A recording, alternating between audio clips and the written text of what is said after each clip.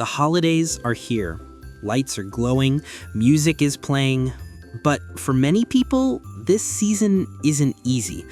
Because when everyone else is celebrating, you might be fighting a different battle, the pull of old habits, and the pressure to pretend everything's fine.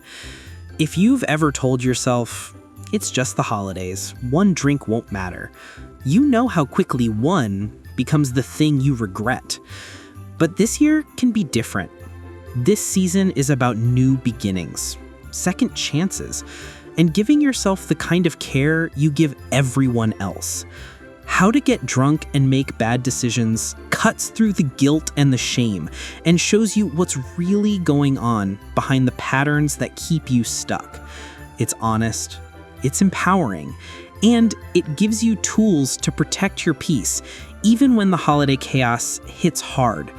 If you want this to be the year you choose clarity over coping and start a chapter you'll be proud of, visit realokelo.com and take the first step toward a stronger, calmer, more confident you.